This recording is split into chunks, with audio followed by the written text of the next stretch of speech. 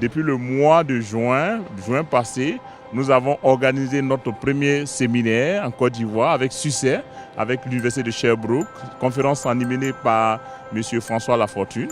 L'acte 2, on avait dit que c'était au Canada, en mars 2018. Nous y sommes. Il était question de participer à ce salon et aussi de participer au deuxième séminaire au Canada. C'est ce que nous sommes en train de faire. Et donc, moi, je dirais que c'est une joie immense qui m'anime aujourd'hui parce qu'on a réalisé notre projet malgré les différentes contraintes, les visas qui ont été refusés à 5 membres de notre délégation ne nous a pas ébranlé.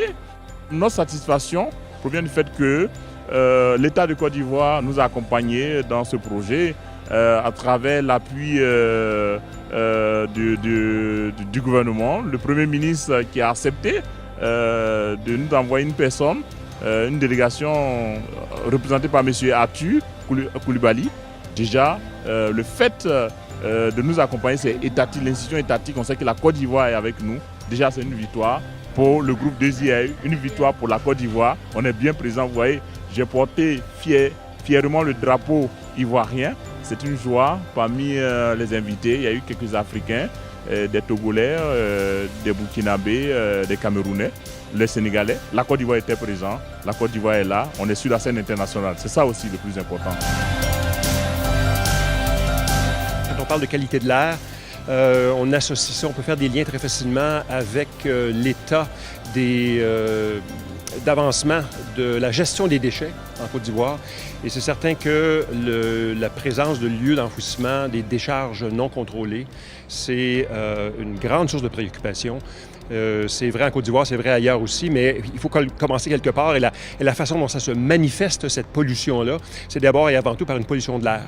Et si on pouvait mettre en place ou faire des mesures de suivi, et il en existe, et on l'a appris ce matin, de façon facile, de faire des suivis là-dessus pour évaluer ce degré de pollution-là. Peut-être que ça permettrait d'accélérer la résolution de ce type de problème.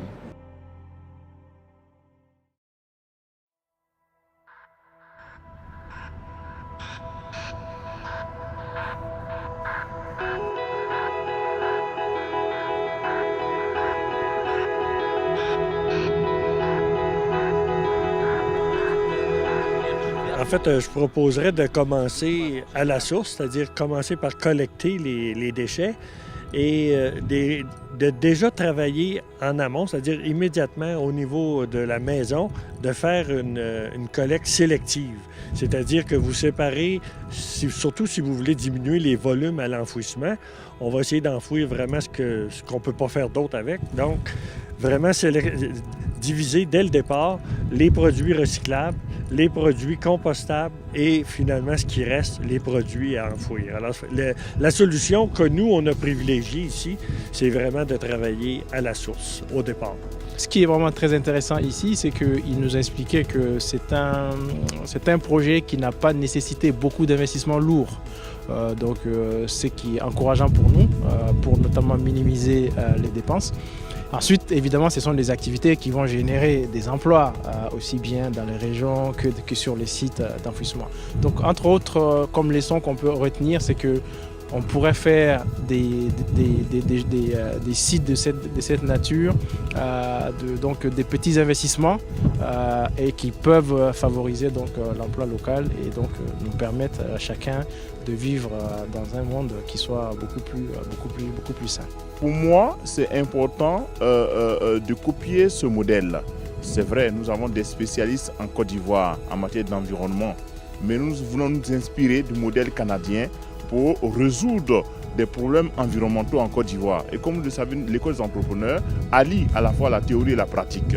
Donc, raison pour laquelle nous sommes ici. Donc, quand nous allons lancer ce master, eh bien, le cas pratique, c'est les centres d'enfouissement. On a visité les centres d'enfouissement, on a visité les centres de tri. Donc, ce sont des cas pratiques que nous allons étudier au sein de notre master en environnement. Donc, c'est une plus-value que nous allons apporter à la Côte d'Ivoire en matière du cadre de vie, de l'environnement.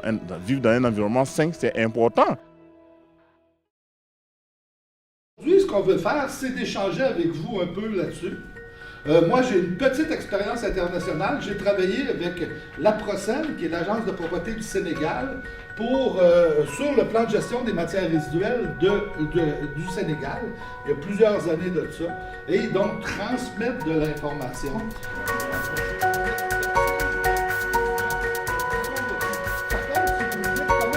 Comme cette bouteille-là, elle va être tout simplement une service, elle va être utilisée tout le temps. Donc, la différence entre la consigne privée que tu peux enfouir une matière résiduelle, c'est un constat d'échec. C'est un constat d'échec parce que ça ne devrait pas arriver. À partir du moment qu'on pense que ce n'est pas une matière résiduelle, mais une ressource, ça, on ne devrait jamais enfouir une ressource. Si j'enfouis un plat en plastique, j'enfouis du pétrole. Si j'enfouis un journal, j'enfouis un arbre. Si j'enfouis un fer, une canette, bien j'enfouis du fer. On extrait des minerais pour les consommer rapidement et les enfouir après. Ce n'est pas un système périn. Donc, et comme on connaît les solutions, parce qu'on les connaît, les solutions, il s'agit juste d'avoir la volonté politique de les appliquer. L'idée, c'est que le Québec travaille depuis longtemps, pratique depuis longtemps sa gestion des matières résiduelles. Et quelque part, il y a des enseignements qui pourraient être utiles, qui pourraient vous être utiles. Il y a énormément de similitudes. Les moyens sont probablement différents, mais il y a aussi des avantages. Vous consommez moins que nous. Nous sommes des grands gaspilleurs. Donc, oui, on développe du recyclage. Le but, ce n'est pas de développer du recyclage, c'est aussi de diminuer notre empreinte écologique.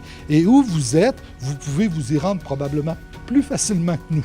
Donc, il faut vraiment travailler en collaboration. On va vous donner nos idées. Prenez les meilleures et appliquez-les. Sauvez les 30 dernières années que ça nous a pris, nous, pour les faire. Projet pilote avec la ville de Sherbrooke. La ville de Sherbrooke a dit on va essayer de mettre une collecte à 3 mois sur notre territoire. Puis vous avez approché l'Université de Sherbrooke, on s'est tenté d'embarquer avec nous.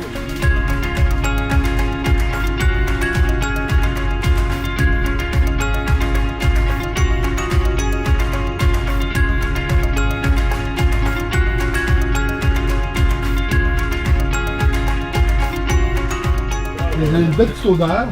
Le terreau. Oui, exactement. Alors, bienvenue à Magog. Ça me fait vraiment plaisir de vous recevoir ici. Puis c'est un honneur d'avoir quelqu'un qui représente le bureau du premier ministre chez nous, dans Côte d'Ivoire. Donc, merci beaucoup. Ça nous fait plaisir de vous recevoir. Donc, peut-être juste avant de visiter les installations, juste vous expliquer un petit peu l'historique de tout ça. Nous, on avait un éco-centre qu'on appelait un projet. Donc, un projet pilote d'abord et avant tout pour voir si la réponse des citoyens était bonne. Et on pensait le faire 3 à 5 ans. Finalement, ça a pris 10 ans. Mais ça a pris 10 ans surtout parce que pour aménager le site permanent, il fallait trouver les ressources financières. Mais on s'est rendu compte qu'avec le temps, avec toutes les campagnes de sensibilisation aussi, la mise en place du projet pilote, on a réussi à éduquer, si vous voulez, les citoyens pour que maintenant, ils fassent un tri responsable de leurs matières résiduelles. Ce qui fait que l'éco-centre ici est un franc succès. Puis c'est assez facile pour les citoyens de s'y retrouver pour être capables de disposer adéquatement de leur matière. Il y a certains produits qui ne doivent pas être mélangés. Donc, c'est important de faire une ségrégation, donc de séparer les produits pour faire en sorte qu'il n'y ait pas de danger au niveau d'explosion ou de réaction. Le secret, je pense, c'est commencer tranquillement. Nous, ce qu'on a fait, c'est un petit peu de commencer à petite échelle, pour faire en sorte de créer un peu l'engouement au niveau des citoyens, leur apprendre comment recycler. Donc, tranquillement, on avait un site qui était beaucoup plus petit. Et aujourd'hui, suite à différentes études qu'on a faites, vérifications, avec le temps, on a appris c'était quoi exactement les besoins qu'on avait. Et c'est de cette manière-là qu'on a pu créer le site qu'on a aujourd'hui, donnant un service à la population au niveau de la gestion des matières résiduelles.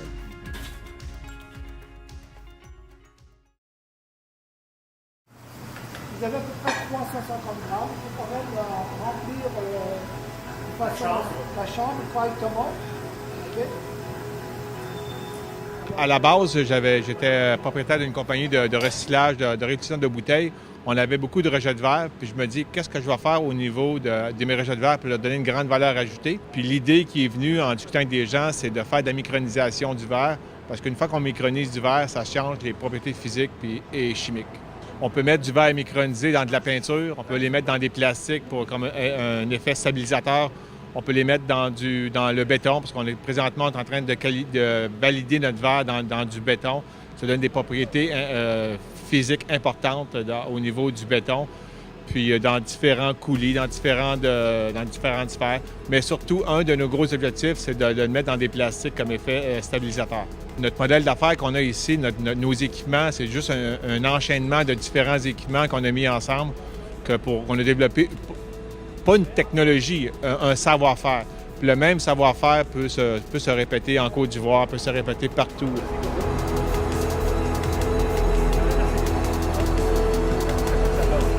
Les gens qui s'impliquent tous les jours dans les activités de recyclage, de récupération, ce sont des gens passionnés, des gens qui veulent faire bouger les choses, améliorer les choses.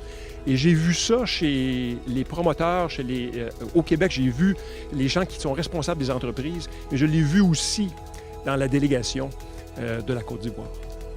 En tout cas, le mot de la fin pour nous, c'est merci. Merci pour tout cela. Et je veux terminer par une question en même temps. Je sais déjà la réponse, mais quand est-ce que tu arrives en Côte d'Ivoire pour nous aider à implémenter tout ça? Il va falloir que ça se fasse par étapes. Il va falloir choisir, il va falloir se donner des priorités. Et moi, ça me ferait grand plaisir d'aller. Je ne pourrais pas y arriver tout seul. Ça fonctionne par équipe. Chacun a son expertise, ses possibilités d'aider un petit pas à la fois. Si c'est possible pour moi de le faire, avec grand plaisir, le plus tôt possible. Merci à toute la Côte d'Ivoire, je vous salue. Et le combat, la lutte continue. Un entrepreneur, c'est celui-là qui a un projet, une idée, qui s'accroche à son idée, à son projet et qui va jusqu'au bout, vaille que vaille. Et nous avons fait. C'était difficile, ce n'est pas facile cette mission, mais nous y sommes. On a réalisé, je suis content, je suis heureux. Merci et bravo à toute l'équipe. Félicitations à tout le monde.